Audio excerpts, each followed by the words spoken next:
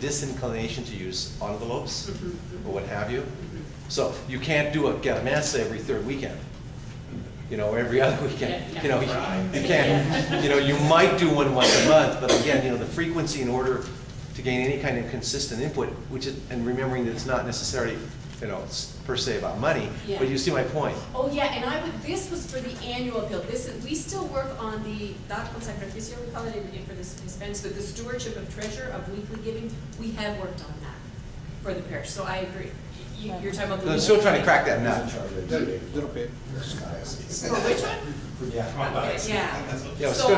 Still trying to crack that nut in terms of, because it is, let's just speak very bluntly. I hear more than a few people of various skin tones who say, Father, I think it's marvelous that they fill the parking lot, and what I see in the parking lot, this is the outward looking inward, I see the Escalades, and I see this, and I see that, and I see this, and yet why is it that when we see the transparency numbers published for finances, that the Latino population does not step up to the plate, to the point now where when pastors have to reshift with a dwindling number of Anglos attending and consolidating masses, pastors are afraid to, because that's where their finances come in from.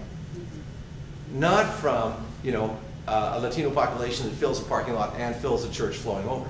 Then maybe we bring that to the community and say, we want to honor how you give, but at the same time, this is our situation. Help. What do you think? I don't know. I know. It's a tough thing. It's a tough nut to crack. Right now. It really is. Yeah. And we are in a middle time of trying to, and the culture's in a transition of accommodating to different ways. So, people who've been in the country longer are more comfortable with that way of doing things. So maybe that will shift to be a more familiar pattern. So any other questions or comment before? Oh, I wanted to show you one book too that just came out a while ago. Some of you probably know about it. Just an excellent overall history. It's English and Spanish. It's Hispanic Ministry in the 21st Century, Present and Future, published by Barry University. And the editor is Hoffman Ospino. So, what is the name of the book? It's Hispanic History in the 21st Century. It's a great overview of the history, the challenges, all the different areas. It names all the key documents. It would be great to study with people who work in the area as an overview. The first name is Hospfman Ospino. Editor. And it's an institute. Barry University has an Institute of Hispanic Studies, and a lot of key, it's all Hispanic scholars who contribute to it.